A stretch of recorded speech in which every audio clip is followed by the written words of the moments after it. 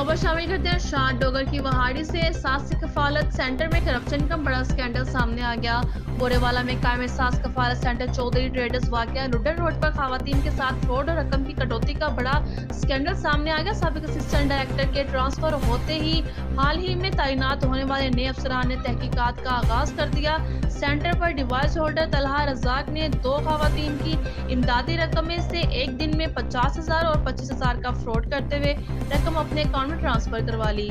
शमीम अख्तर की इमदादी रकम 38,000 थी। इसके अंगूठे लगवाकर हेरा फेरी करते हुए 25,000 रुपए अपने अकाउंट में सेंड कर लिए गए। शमीम अख्तर की इमदादी रकम 38,000 थी। इसके अंगूठे लगवाकर हेरा फेरी करते हुए 25,000 रुपए अपने अकाउंट में सेंड कर लिए, जबकि परवीन बीबी की इमदादी रकम 50,000 थी, जो कि सारी की सारी अंगूठे लगवाकर अपने अकाउंट में ट्रांसफर करवा ली और परवीन बीबी को रकम न आने का कहकर सेंटर से निकाल दिया गया। इसी तरह लुडन रोड पर ही वाकया साइम ट्रेडर्स पर इमदादी रकम 38,000 की वसूली के लिए आने वाली खातून को 33,000 थमा कर 5,000 रुपए का चूना लगा दिया, जिस पर मज़कूरा खवातीन ने शिकायत सेल से रजू किया तो शिकायत दुरुस्त निकली और असिस्टेंट डायरेक्टर BISP आसमा रुबानी ने दोनों रिटेलर्स तलहा रजाक और मोहम्मद रजाक को बजरिया वीडियो हबीब बैंक लिमिटेड मलिक इमरान तलब किया तो दोनों अफराद ने फ्रॉड का एतराफ़ करते हुए माफ़ी की दरख्वास्त की।